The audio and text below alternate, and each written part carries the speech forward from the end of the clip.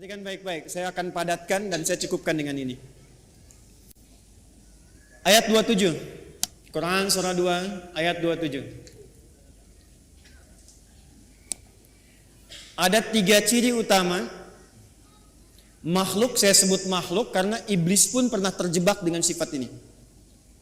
Nanti saya cerita belakangan, kalau waktunya masih memungkinkan. Kita tarik ke dunia manusia dulu, ke kita saat ini. Ada 3 keadaan yang menjadikan seseorang bisa terkontaminasi dengan penyakit fusuk sehingga menjadi fasik. Illal fasiqin, kata al-fasiqin jamak dari kata fasik, kata kerjanya fasaqa. Sifat keadaannya disebut dengan fusuk. Penekanannya disebut dengan fiskun. Fokus. Secara bahasa, kata fusuk artinya isyan. Bahasa kita yang dikenal dengan maksiat, penyimpangan dari kebaikan. Jadi setiap ada yang menyimpang dari kebaikan atau menolak dari perintah yang harus dijalankan, itu perbuatannya disebut dengan fasak. Makhluknya disebut dengan fasik, sifatnya keadaannya disebut dengan fusuk. Iblis yang punya sifat setan itu asalnya jin yang sangat taat. Sangat taat. Sampai ada riwayat menyebutkan saking taatnya kepada Allah, maka malaikat menyifatinya dengan Azazil, makhluk yang terhormat karena rajinnya ibadah kepada Allah. Cuman karena satu kejadian dia bergeser dari ketaatan, tidak mau menaati perintah Allah, menghindar dari perintah. Diminta oleh Allah hormat kepada Adam, sujud hormat kepada Adam. Jadi bukan persoalan sujudnya, persoalannya ini perintahnya. Jadi ketika dia tidak menunaikan perintah, menolak perintah itu dan tidak mau menaati karena maksiat, maka disebut oleh Quran berubah dari taat menjadi fasik. Maka turunlah Quran surah ke-18, surah Al-Kahf yang biasa kita baca di Jumat itu selain Yasin. Ayat 50, paling kanan pertengahan. Wa idh qulna lil malaikati isjudu li Adama fasajadu illa iblis. Siapa itu? Kana minal jinni fa fasaqa. Fa fasaqa an amri rabbi. Asalnya kata Al-Quran, iblis itu dari jin yang sangat taat. Dari mana taunya taat? Karena lawannya fasak ini. Fasak itu lawannya taat. Apa ayuti wa taat. Tapi karena tidak taat pada perintah Allah, tahu dari mana tidak taatnya? Quran surah 7 Al-A'raf ayat 11 sampai 12. Qala ma mana'aka alla tasjuda idh amartuk. Hei kamu, kata Allah, kenapa kamu enggak taat ketika aku perintahkan untuk sujud? Apa yang mencegah kamu untuk hormat pada Adam ketika aku perintahkan? Kata Allah, hey iblis, bukan masalah sujudnya, ini perintahku, kenapa enggak mau taat? Maka iblis menjawab, ana khairum minhu, khalaqtani min narin wa khalaqtahu min tin. Aku lebih hebat dibandingkan dengan dia. Kau ciptakan aku dari api, dia dari tanah. Enggak level, yang tinggi hormat ke bawah. Membawa kesombongan kepada diri itu namanya istakbar. Istakbar, menampakkan kesombongan namanya takabur. Karena dia membawa melekatkan kesombongan pada dirinya, maka pekerjaan itu disebut dengan istakbar. Enggan, tidak mau disebut dengan aba. Kenapa? Karena istakbar. Quran surah kedua Al-Baqarah ayat 34. Wa idh qulna lil malaikati isjudu li Adama fasajadu illa iblis aba wastakbar wa kana minal kafirin. Makanya ketika keburukan menutupi kebaikannya, ingat, ada baik menutup buruk, ada buruk menutup baik, itu beda. Kalau baik ini pakaian baik, menutup yang buruk, ada bagian tubuh kita yang gak enak dipandang, buruk. Makanya disebut aurat. Aurat itu gak enak kalau terbuka, aurat itu terbuka. Ya, aurat itu terbuka. Sesuatu yang terbuka nggak enak dipandang. Beda dengan binatang kan? Binatang tuh nggak enak dilihat kalau dipakein, pakai pakaian. Manusia ada bagian tubuhnya yang nggak enak dipandang. Kalau dipandang nggak enak, makanya harus ditutup. Bahasa singkatnya disebut aurat namanya. Nah, yang buruk ditutup dengan yang baik, maka yang baiknya disebut dengan libas namanya. Dari kata labisa disebut libas. Walibasut taqwa dzalika khair. Sebaliknya, kalau yang buruk menutup yang baik, sudah ada yang baik, ditutup yang buruk, maka berubah kalimatnya menjadi balasa. Makhluk yang ketutupan itu disebut dengan iblis. Iblis kenapa disebut dengan iblis? Disebut dengan iblis untuk menggambarkan karena dia menutup semua sifat baiknya dengan kesombongan dan keburukan itu. Makanya sejak saat itu diharamkan oleh Allah kesombongan seakan-akan mengenakan jubah keagungan Allah Subhanahu wa taala. Jelas di sini? Balik sini. Nah, fasak itu perbuatannya. Fasik itu orangnya. Fasikin itu jamaknya. Secara singkat, fusuk ini sifatnya, lawan dari taat namanya maksiat. Jadi perbuatan-perbuatan maksiat yang dikerjakan oleh seseorang itu akan menutup keadaan dirinya, baik pandangan atau pendengaran bahkan lisannya, untuk bisa berinteraksi dengan Al-Quran dan menjadikannya sebagai pedoman. Contoh, singkat dan cepat saja. Ini mata nih. Kalau mata ini sering dipakai berbuat maksiat, maka maksiat itu lawannya taat. Jadi kalau maksiatnya naik, taatnya turun. Maka mata ini kalau dialihkan kepada Quran, nanti kalau sering dipakai maksiat untuk lihat Quran saja susah, nggak bisa.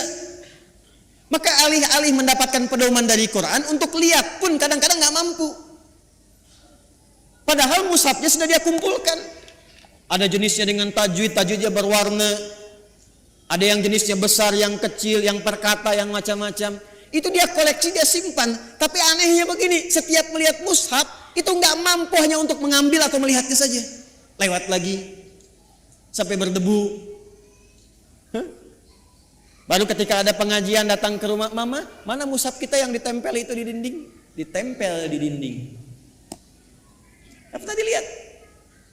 Nah, kalau sehari nggak bisa tuh berinteraksi dengan mushaf, dengan Quran, ambil mushaf yang paling besar, simpan di ruang tengah malam, buka begini, jangan dibaca, tanyakan dulu pada diri kita masing-masing, mengadu ke Allah, ya Allah, maksiat apa yang aku kerjakan di mata ini sehingga tak sanggup melihat Al-Quran sampai detik ini. Telinga, Anda dengar ngaji, dari masjid dengar ada tahrim, anak-anak dengar bacaan Quran, ada pengajian-pengajian, tapi telinganya nggak sanggup dengar. Kok kayaknya nggak enak? Ada yang gelisah, ada yang jenuh, bahkan ada yang anti. Artinya apa? Telinga ini seringkali digunakan untuk mendengar yang salah, maksiat. Quran surah ke-6 misalnya ayat 25, wa fi adhanihim waqra, di telinganya ada sumbatan. Telinganya ada sumbatan. Nah, ada 3 perbuatan besar dari maksiat ini yang kalau dikerjakan itu, dan kita berlindung pada Allah dari 3 perbuatan ini, kalau dikerjakan itu, maka secara otomatis dia akan mempengaruhi pelakunya langsung mendapatkan sifat fusuk dan berpotensi menjadi fasik sehingga tak mampu mendapatkan pedoman-pedoman dan petunjuk dalam Al-Quran. Secara cepat, apa saja perbuatannya untuk kita tinggalkan dan kita jauhi? 1. Alladzina yanquduna ahdallahi min ba'di mitsaqih. Perhatikan baik-baik. Yang pertama, penyakit ini berpotensi menyerang semua kalangan karena itu menggunakan kata alladzina. Disebutkan sebanyak 1080 kali dalam Al-Quran, mencakup semua tanpa kecuali. Laki-laki, perempuan, besar, kecil, tua, muda, dan seterusnya. Yang pertama, alladzina yanquduna ahdallahi min ba'di mitsaqih. Yaitu orang-orang yang memutuskan atau menyalahi komitmen dengan Allah setelah dia berkomitmen untuk memegang teguh janjinya. menyalahi komitmen dengan Allah. Komitmen dengan Allah.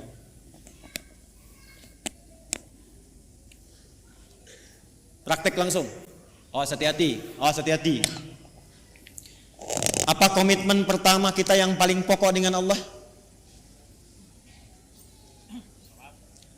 Komitmen pertama kita itu bahkan sebelum lahir namanya syahadat. Quran surat 7 catat ayatnya. Al-A'raf ayat 172. Wa idz akhadha rabbuka min bani adama min zuhurihim dzurriyyatahum wa asyhadahum ala anfusihim alastu bi rabbikum qalu bala syahidna an taqulu yaumal qiyamati inna kunna an hadza ghafilin. Komitmen pertama kita adalah asyhadu an la ilaha wa asyhadu anna. Bahkan untuk menjaga komitmen ini tiap hari kita sholat untuk menjaga komitmen ini. Makanya setiap sholat kita tahiyat, kita bacakan dalam tahiyat asyhadu an la ilaha wa asyhadu anna muhammadan. Perhatikan. Maka dari sini muncul dua turunan. Turunan pertama langsung pokok komitmennya syahadat. Yang kedua amalan penguatnya salat. Komitmen pokok asyhadu an la ilaha. Apa arti kalimat Allah? Arti kalimat Allah itu dua yang pokok. Satu, yang dipertuhankan. Yang dipertuhankan. Jadi Allah itu bukan sifat, Allah itu nama. Ya, bukan sifat. Kalau ada yang bertanya siapa Allahmu, itu salah. Karena Allah itu nama. Siapa nama Tuhanmu? Allah. Makanya ketika orang-orang Quraisy, orang kafir bertanya pada Rasulullah, siapa nama Rabbu Muhammad? Karena engkau menyebutkan Rob. Qul a'udzu birabbin nas, qul a'udzu birabbil falaq. Siapa namanya? Maka turunlah surah Al-Ikhlas. Qul, katakan Muhammad sallallahu alaihi wasallam, huwa, yang dimaksud Rabb itu Allah. Nah, Allah ini punya dua arti pokok. Pertama adalah yang dituhankan, satu-satunya yang dituhankan. Ini. Yang kedua, yang diibadahi. Kedua makna ini ada di Quran surah ke-20 ayat 14. Allah mengenalkan dirinya kepada Musa alaihi salam dengan dua makna ini. Innani anallah, kata Allah, akulah Allah. Nama. Apa artinya Allah? La ilaha illa ana, la ilaha illa. La menolak. Ilaha yang dipertuhankan, illa menetapkan. La-nya nafi, illa-nya isbat. La ilaha, tidak ada satupun yang dipertuhankan. Illa, kecuali, kata Allah, ana, Allah. Kecuali saya, kata Allah. Maka kalau sudah mengatakan Tuhan saya Allah, Anda mengatakan asyhadu an la ilaha illallah, maka komitmennya jangan pernah menuhankan selain Allah. Paham?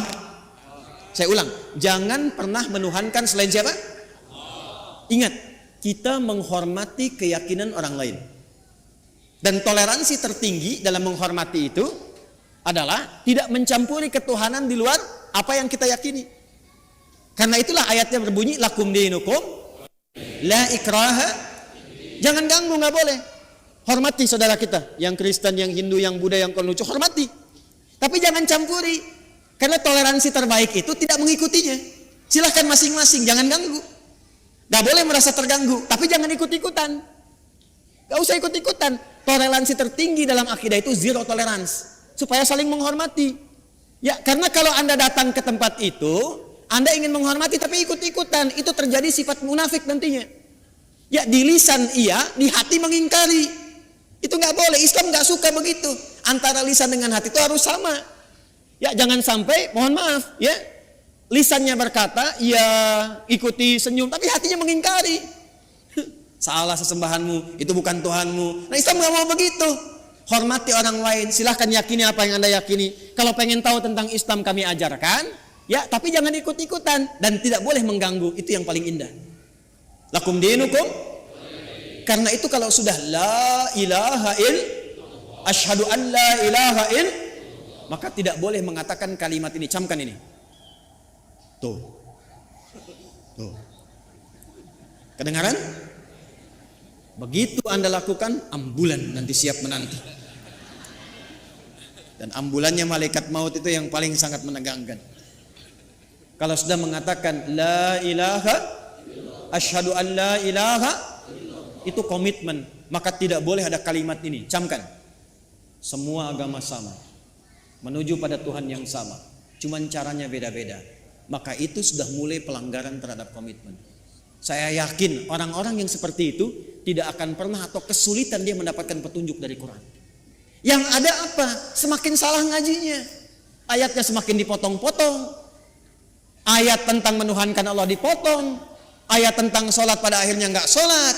Ayat tentang puasa pada akhirnya nggak pada puasa. Itu yang kebablasan.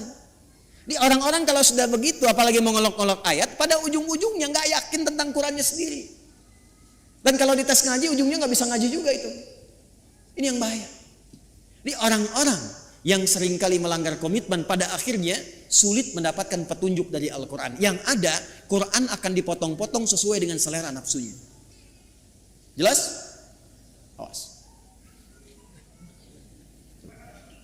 Saya kalau akidah agak tegas ya. 2, sholat. Ini amalannya. Bagi Anda yang sudah asyhadu an la ilaha, maka jaga komitmen itu lewat ibadah. Maka bagian keduanya kembali ke Quran surah 20 ayat 14. Innani anallahu la ilaha illa ana fa'budni. Buktikan untuk menyembah Allah yang dipertuhankan, diibadahi. Bagaimana caranya? Wa aqimis sholata lidzikri. Jaga la ilaha illallah itu lewat sholat. Makanya kalau ada orang yang sudah mulai malas sholat, itu secara otomatis akan sulit berinteraksi dengan Quran. Gak percaya silakan. Anda, jangan Anda lah ya. Kalau ada orang yang sudah mulai malas sholat, bahkan meninggalkan sholat, jangan harap dia mau ngaji. Apalagi mendapatkan petunjuk dari Quran. Persamaan terbaliknya, kalau Anda ingin mendapatkan banyak manfaat dari Quran, kemudian terbawa suasana kita ingin mendekat kepada Quran, menanamkan cinta pada Quran, maka persamaan terbaliknya, 1, perbanyak sholatnya. Nih, tingkatkan dari yang fardu, bukan bilangannya, ya, bukan bilangannya, tapi value-nya. Jadi bukan meningkatkan subuh 2 rakaat jadi 4, bukan. Ya. Coba lihat yang mengiringinya, ada sunnahnya tidak. Jadi kalau orang semakin banyak sholatnya, pasti semakin senang dengan Qurannya, itu udah otomatis itu.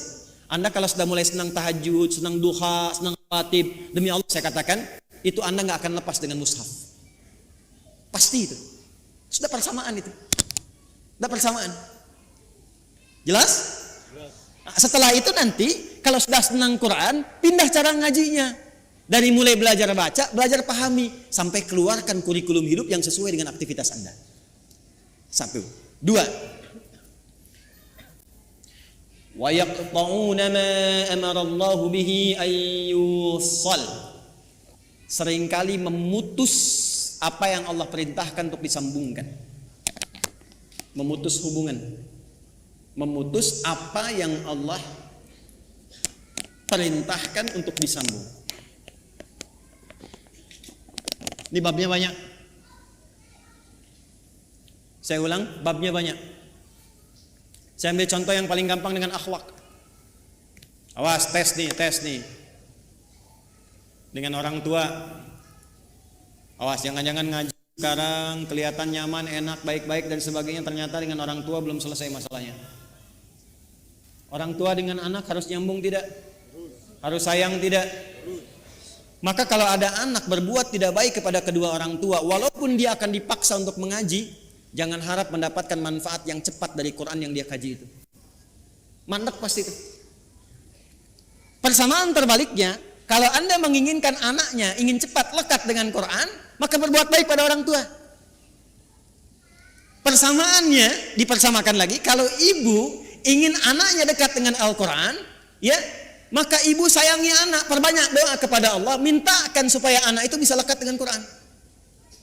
Jadi saya ingin katakan, menyambung hubungan dengan yang Allah perintahkan disambung, dengan orang tua, dengan ibu, dengan ayah, kasih sayang yang baik, berikan perhatian, doa. Itu salah satu fadilahnya, mempercepat kemampuan kita untuk menangkap petunjuk dari Al-Quran. Dan itu yang dilakukan oleh ulama-ulama dulu. Ibu jangan lihat Imam Syafi'inya sekarang karya dan umatnya banyak. Kalau Anda pengen tahu Imam Syafi'i itu bisa demikian, salah satunya perjuangan ibunya yang single parent. Lahir di Gaza, datang ke Mekah digendong-gendong tuh dari tawafnya sampai diajarin dan sebagainya. Jadinya seperti sekarang. Imam Ahmad bin Hanbal, ibunya single parent. Apa yang dilakukan? Musim dingin pun itu masih masak air, Bu, Pak. Diwudukan ibunya. Digendong di tempat, disimpan di majlis ulama, ngaji di situ sampai jadi bintang setelahnya. Murid Imam Asy-Syafi'i. Imam Al-Bukhari itu yang berjuang ibunya single parent. Mazhabnya Syafi'i. Jadi ada persamaan antara menyambung sesuatu dengan erat dengan petunjuk dan petunjuk dari Al-Quran. Maka kalau ingin mendapatkan kemuliaan Al-Quran, dimulai dengan salah satunya apa? Minta ridho orang tua siapa yang masih ada. Minta doa. Ibu jangan diminta, doakan anaknya. Ya, minimal ada satu di keluarga yang jadi kebanggaan.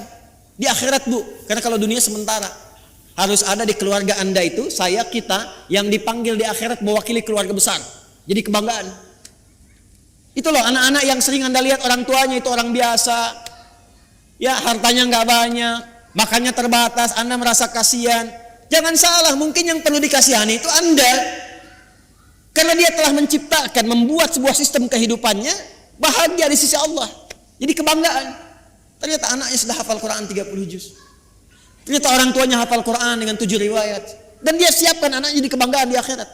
Saat orang tua yang kadang dipandang sebelah mata di dunia itu, bahkan anaknya mampu memakaikan mahkota di kepala ibu dan ayahnya di hari kiamat kelak. Anda ada di mana? Harus berubah cara berpikirnya. Besok itu wafat, teman-teman. Besok itu kembali.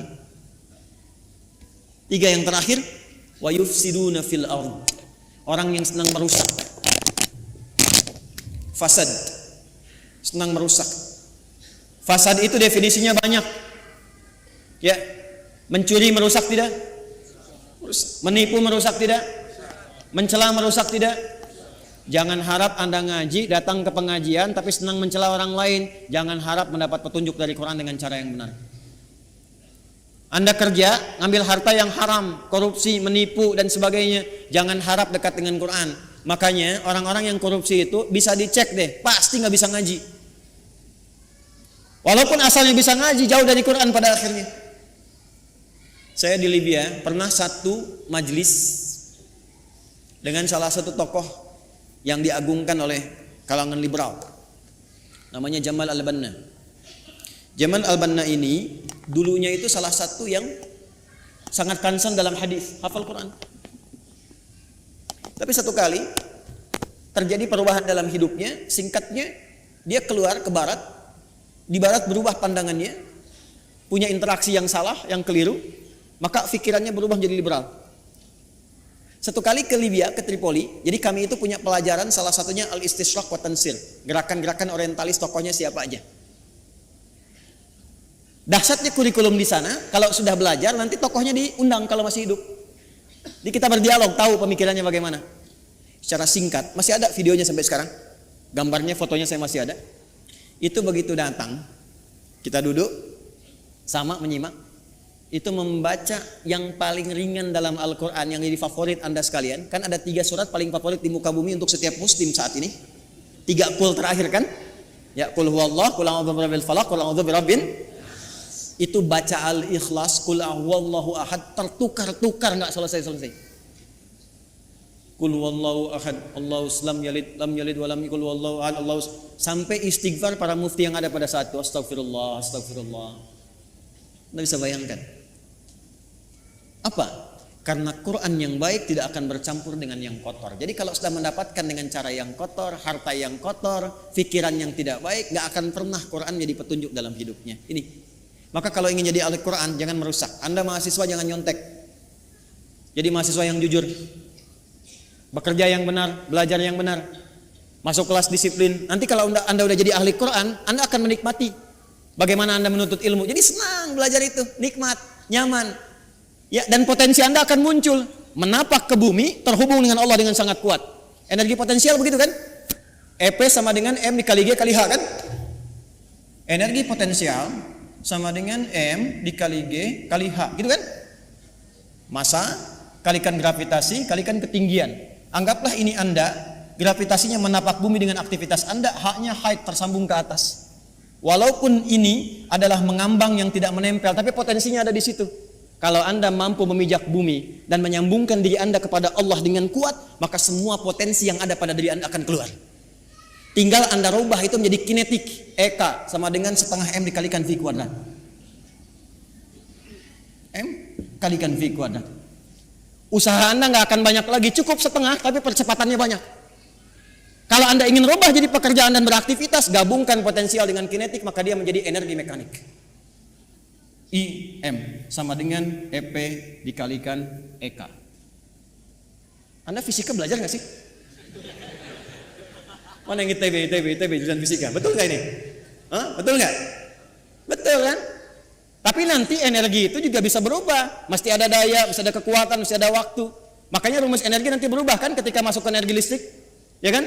W sama dengan apa rumusnya? P dikalikan T kan? Ini dayanya, kekuatan, ikhtiarnya, waktunya terbatas. Jadi Anda mengeluarkan energi itu, ya itu terbatas waktunya sampai ajalnya tiba. Quran surah 7 ayat 34. Maka manfaatkan waktu sebaik-baiknya, tanamkan jarak dengan kuat, atur kecepatan dan manfaatkan waktu dengan baik. Maka muncullah rumus jarak S sama dengan V dikalikan T. Halo? Saya senang fisika itu. Saya masih senang belajar baca sekarang. Kalau waktu-waktu senggang saya ke toko buku, yang saya beli itu fisika, kimia, modul-modul sekolah gitu, saya pelajari lagi, saya lihat-lihat. Kenapa? Karena Allah mendesain alam semesta ini untuk bisa dibaca dan dikaji, dan pusat kajian itu dasarnya berupa pengetahuan. Allah menetapkan nih, kan fisika itu membaca alam kan? Bagaimana matahari berputar, berotasi, bumi demikian, interaksi awan dan sebagainya sampai di bumi, di laut dan seterusnya. Maka Allah berfirman, inna fi khalqis samawati wal waqtilafil laili wan nahar la ayatil ulul albab. Itu melihat, meriset, menghitung, maka memunculkan ilmu. Nah ilmu ini itu untuk melihat, meriset tadi untuk membuktikan kebenaran Allah. Benar nggak seperti yang Allah firmankan? Makanya orang yang pintar itu tujuan kepintarannya untuk mengenal Allah. Di semakin Anda pintar fisika, pintar kimia, pintar matematika, pintar biologi, semakin Anda mengenal Allah. Jadi kalau Anda jadi pakar di bidangnya tapi nggak kenal Allah, Anda masih bodoh. Catat tuh. Ngapain pintar-pintar nggak kenal Tuhan? Ya, kalau cuma untuk dunia, maaf. Jangankan yang beriman, yang belum beriman pun bisa melakukan itu. Tapi ayat ini disusun untuk mendekatkan diri kita dengan Sang Pencipta, sehingga ketika pulang Anda punya kebanggaan insya Allah. Jelas di sini? Halo, jelas? Maka hati-hati dengan unsur-unsur fusuk yang bisa menyebabkan fasik. Ada 3 maksiat utama. Masih ingat satu apa? Melanggar komitmen utama dengan Allah. Apa komitmen yang paling pokok? Asyhadu an la ilaha wa asyhadu anna. Bagaimana cara menjaganya dalam bab apa? Salat. Semakin tingkatkan salat, semakin cepat kita mendapatkan cahaya Al-Quran. Apalagi kalau rajin jamaah, tidak pernah imam membaca dalam salat kecuali ayatnya seperti yang kita butuhkan. Yakin itu. Karena imam tuh kadang begini, udah menyiapkan ayat, tapi ketika sudah takbir, kadang bisa berubah ayatnya. Saya barusan pengen baca Al-Isra ayat 78 sampai 81. Tapi ketika mulai takbir Al-Fatihah, yang muncul apa? Az-Zariyat. Ayat 1 sampai ayat ke-29. Itu yang tadi kita bacakan. Saya yakin kalau Anda ngaji pulang ke rumah, lihat lagi. Di antara Anda pasti ada yang mengatakan, ini yang saya cari selama ini. Silahkan cek. Karena desainnya begitu. Kedua, jangan pernah memutuskan apapun yang Allah perintahkan untuk diapakan?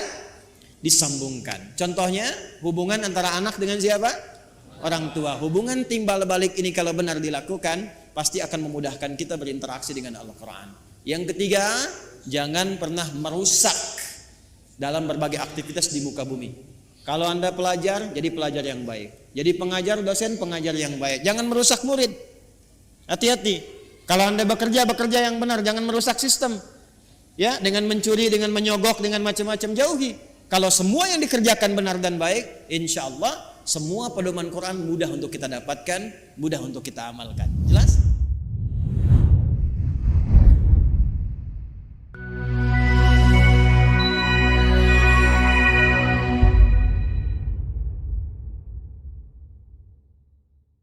Bismillahirrahmanirrahim.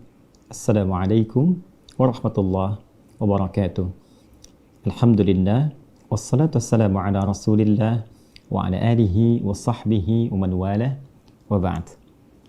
Saudara-saudariku, semoga kita semua senantiasa dalam rahmat dan ridha Allah Subhanahu wa taala, diberikan kemampuan, kekuatan untuk selalu mengkreasikan aktivitas kita bernilai baik serta bermuatan amal saleh yang insya Allah bisa kita bawa pulang menghadap Allah Subhanahu wa taala saat ajal yang telah ditetapkan itu tiba bagi kita semua. Di antara amal terbaik yang pernah juga ditunjukkan oleh Rasulullah SAW dalam rangka mencari bekal pulang kembali menghadap kepada Allah, di antaranya adalah wakaf. Wakaf, amal saleh yang menjadikan satu benda atau bahkan peluang-peluang kebaikan hanya ditujukan untuk ibadah saja dan diniatkan sepenuhnya untuk penyembahan kepada Allah Subhanahu wa taala dalam rangka mencari keridhaan Allah Subhanahu wa taala. Orang yang berwakaf berpotensi terampuni dosa-dosanya di sisi Allah Subhanahu wa taala. Orang yang berwakaf berpotensi mendapatkan aliran pahala yang terus mengalir, jariyah, di kemudian hari yang menerangi alam kuburnya sampai ia kembali kepada Allah Subhanahu wa taala. Teman-teman, karena itu alhamdulillah ada satu bagian yang kami memang kreasikan untuk menjembatani amal soleh ini sehingga kita yang berkehidupan masih mendapatkan peluangnya, ialah pembangunan Ma'had Islam Rafi'ah Akhyar Mira. Izinkan kami melaporkan apa yang telah berlangsung dari sejak awal pembangunan sampai dengan detik ini. Teman-teman bisa saksikan, alhamdulillah, dari tatanan administratifnya, surat-suratnya semua menunjukkan bahwa tanahnya, asetnya, seluruhnya wakaf.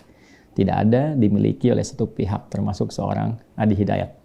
Insya Allah semua aset tanah wakaf, semua bangunan yang ada di dalamnya wakaf. Dan kami pun mewakafkan tenaga, pikiran, pengetahuan, bahkan harta yang insya Allah juga bisa kita tabung dan kita kumpulkan untuk mengisi kegiatan di pesantren ini sehingga ke depan ada calon-calon ulama, ahli Al-Quran, ahli hadis, ahli fikih Islam yang kita bisa kontribusikan untuk membangun dan memakmurkan negeri tercinta Indonesia ini dan juga bisa menginspirasi nilai-nilai Islam yang penuh dengan kemuliaan, toleransi, kebaikan, dan kekayaan pengetahuan yang membangun peradaban bagi dunia seutuhnya, insya Allah. Sampai saat ini, alhamdulillah proses pembangunan seperti Anda bisa lihat, ada masjid yang sedang berproses, sudah selesai struktur rangka baja sampai dengan ke atas, berlangsung insya Allah ada pengecoran dan mudah-mudahan ke Ramadan ini dalam 4 bulan ke depan bisa diselesaikan setidaknya lantai 1 sehingga insya Allah bisa digunakan untuk kegiatan ibadah khusus di bulan Ramadan. Asrama juga insya Allah kita sedang berjalan membangun. Kemudian juga ruang kelas, guest house telah disempurnakan sehingga insya Allah dalam waktu yang tidak lama ke depan sebelum santri-santri formal masuk kita akan gunakan terlebih dahulu untuk mentraining, memberikan pelatihan bagi para pendamping calon guru-guru yang akan mengisi di dalamnya. Untuk itu masih ada kesempatan teman-teman yang ingin berwakaf, mengambil peluang sebelum semuanya selesai dan tuntas dan tidak kami buka kembali. Maka dipersilahkan teman-teman untuk berinvestasi wakaf di dalamnya. Bukan konteksnya berdonasi, bukan konteksnya untuk menyumbang, karena ini memang bukan sumbangan. Ini adalah investasi teman-teman sendiri dalam bentuk wakaf dalam wujud beramal saleh. Teman-teman dapat menyalurkan ke rekening BSI Bank Syariah Indonesia, nomor rekening 111 3 kali satunya 111 4 kali 4-nya 4 142 111 4 142 atas nama Yayasan Ma'had Islam Rafi'ah Akhyar. Terkhusus untuk masjid juga kita khususkan ada rekening khusus yang kita kerjasamakan wakafnya melalui kitabisa.com. Alhamdulillah kami berdiskusi dan wakafnya kitabisa.com tidak mengambil 1 sen pun dari pembiayaan ataupun administratif. Semuanya dikhususkan sepenuhnya 100%. Jadi tidak akan pernah ada potongan, semua yang ditampung lewat rekening itu akan disalurkan seutuhnya untuk pembangunan masjid saja. Jadi kalau ada yang ingin berwakaf khusus untuk masjid, boleh menggunakan rekening yang ditampung di kitabisa.com tanpa potongan sedikit pun. Dan insya Allah jika teman-teman misal ada 100.000 orang ya hanya mengeluarkan 20.000 saja untuk berwakaf, insya Allah dalam 4 bulan masjid itu bisa selesai dan Ramadan bisa kita gunakan dengan baik. Teman-teman, terima kasih. Semoga diterima oleh Allah Subhanahu wa taala apa yang telah kita ikhtiarkan. Kami hanya berusaha untuk mengajar, menempati untuk mengajar, tidak memiliki, dan menyiapkan kembali murid-murid yang kita kirim keluar, kita biayai dengan izin Allah sehingga mampu meneruskan aset yang kita harapkan punya nilai di hadapan Allah Subhanahu wa taala.